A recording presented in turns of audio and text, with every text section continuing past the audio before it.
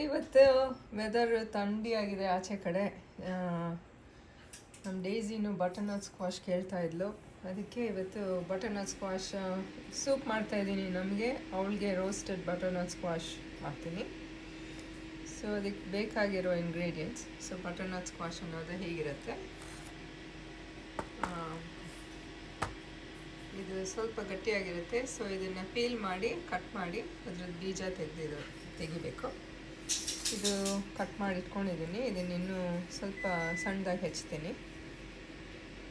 ಆಮೇಲೆ ಇದಕ್ಕೆ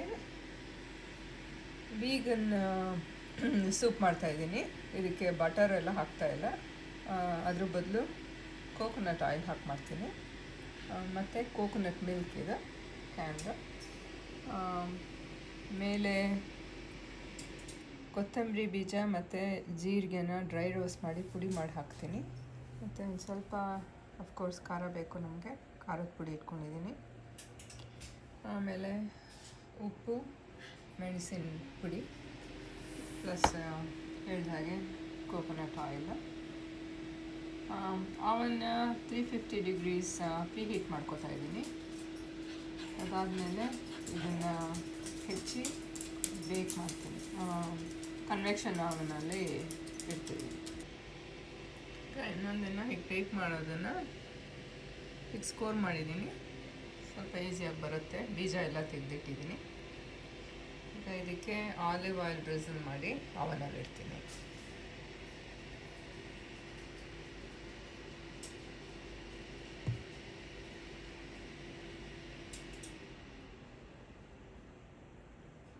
ಗಾರ್ಲಿಕ್ ಹೆಡ್ನ ಹಾಗೆ ಇಟ್ಟಿದ್ದೀನಿ. ಸೊ ಅದು ಚೆನ್ನಾಗಿ ಬೇಕಾದ ಮೇಲೆ ಸಾಫ್ಟಾಗಿ ಆಗುತ್ತೆ. ಬೇಕ್ ಮಾಡೋದ್ರ ಜೊತೆಗೆ ನಾನು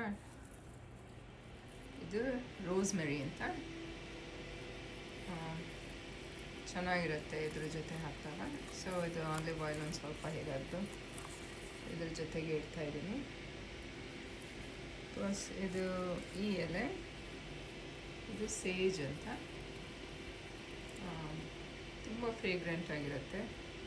ಆ್ಯಕ್ಚುಲಿ ಇದನ್ನು ವೀಗನ್ ಮಾಡ್ತಾಯಿದ್ದೀನಿ. ಇಲ್ಲಾಂದರೆ ಇದನ್ನ ತುಪ್ಪದಲ್ಲಿ ಕರೆದ್ರೆ ಅಥವಾ ಬಟರಲ್ಲಿ ಕ್ರಿಸ್ಪ್ ಮಾಡಿದ್ರಂತೂ ತುಂಬ ಚೆನ್ನಾಗಿರುತ್ತೆ. ಇದು ಪಾಸ್ಟಾಗೆ ಅದಕ್ಕೆಲ್ಲ ಹಾಕ್ತಾರೆ. ಎಸ್ಪೆಷಲಿ ಪಂಪ್ಕಿನ್ ರಾವಿಯೋಲಿ ಅಂತ ಮಾಡ್ತಾರೆ, ಅದ್ರ ಜೊತೆಗೆ ಇದು ಮೇಲೆ ಹಾಕಿದ್ರೆ ತುಂಬ ಚೆನ್ನಾಗಿರುತ್ತೆ. ಸೊ ಇದಕ್ಕಿನ್ನೊಂಚೂರು ಆಲಿವ್ ಆಯಿಲ್ ಮೇಲೆ ಹಾಕಿ ಬೇಕಿಂಗ್ ಇಡ್ತೀನಿ. ಪೆಪ್ಪರ್ ಹಾಕಿದೆ. This is ready to go ಇನ್.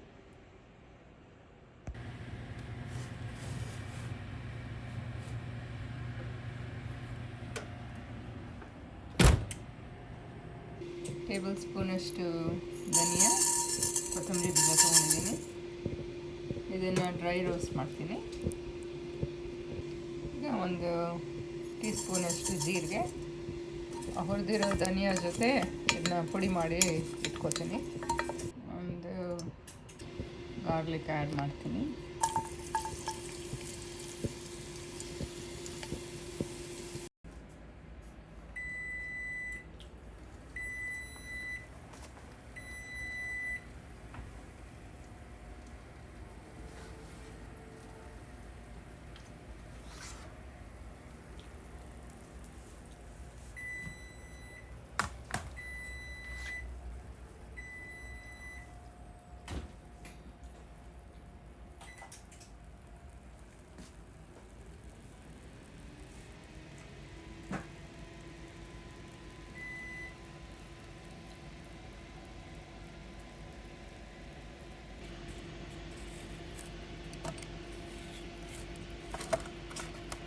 ಈಸಿಯಾಗಿ ಬರುತ್ತೆ, ಹೇಗೆ ಬೇಕಾದ್ರೂ ತೆಗಿಬೋದು.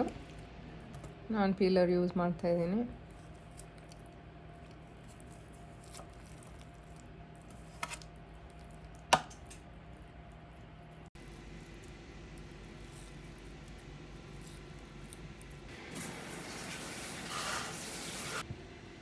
ಇದಕ್ಕೆ ಇವಾಗ ಗಾರ್ಲಿಕ್ ಆಗಿದೆ.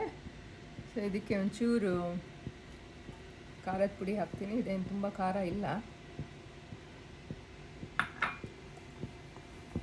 ಹಾಗೆಯೇ ಧನಿಯಾ ಮತ್ತು ಜೀರಿಗೆ ಪುಡಿ ಮಾಡ್ಕೊಂಡಿರೋದನ್ನು ಅರ್ಧ ಉಳಿಸ್ಕೊಂಡು ಅರ್ಧ ಹಾಕ್ತೀನಿ.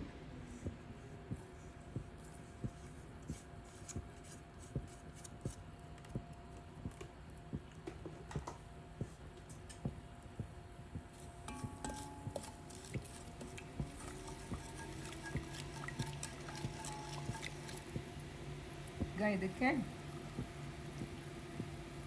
ಬೇಕ್ ಮಾಡಿರೋಂಥ ಬಟರ್ನಟ್ ಸ್ಕ್ವಾಶ್ನ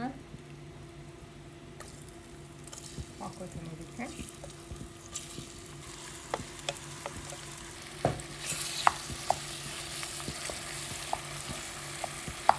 ಎಷ್ಟು ಚೆನ್ನಾಗಾಗಿದೆ ಇದು.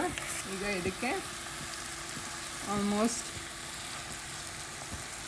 ಅರ್ಧ ಕ್ಯಾನ್ ಅಷ್ಟಾದ್ರೂ ಕೋಕೋನಟ್ ಮಿಲ್ಕ್ ಹಾಕಿ ಸಣ್ಣೂರಿಲಿಟ್ಟಿದ್ದೀನಿ. ಇದನ್ನ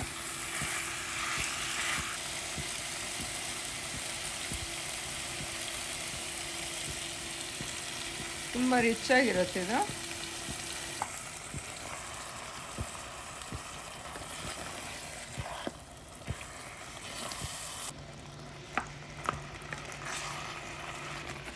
ಈಗ ಇದಕ್ಕೆ ಬಿಸಿನೀರು ಒಂದು ಅರ್ಧ ಕಪ್ಪಷ್ಟು, ಇಲ್ಲಾಂದರೆ 1 ಕಪ್ಪಷ್ಟು ಕನ್ಸಿಸ್ಟೆನ್ಸಿ ನೋಡಿಕೊಂಡು ಹಾಕಿ ಆಮೇಲೆ ಅದನ್ನು ಮುಚ್ಚಿಟ್ಬಿಟ್ಟು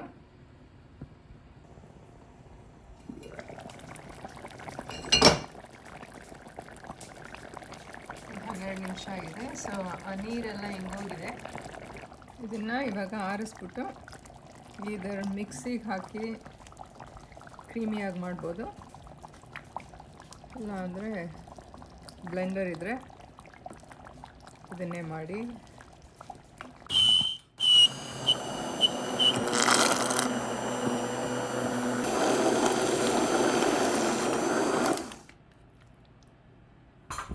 ನೋಡ್ಬೋದು ಈಗ ಎಷ್ಟು ಕ್ರೀಮಿ ಆಗಿದೆ ಇದು ಅಂತ. ಇದು ಸರ್ವ್ ಮಾಡೋಕ್ಕೆ ರೆಡಿಯಾಗಿದೆ. ಇದನ್ನ ಬಿಸಿಯಾಗಿ ಸರ್ವ್ ಮಾಡಿ.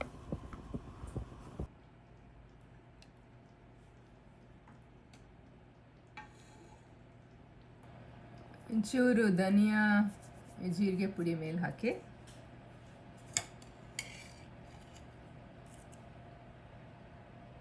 ತೆಂಗಿನಕಾಯಿ ಹಾಲನ್ನ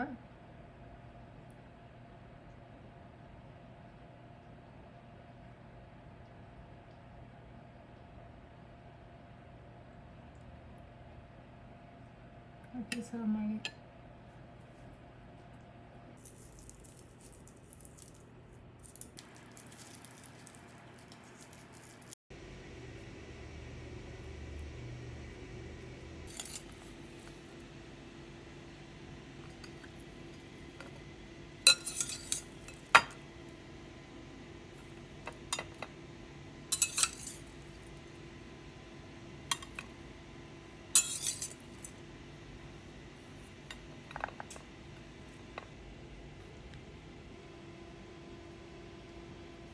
ಒಂದೆರಡು ಟೀ ಸ್ಪೂನಷ್ಟು ಹನಿ ಹಾಕ್ತೀನಿ.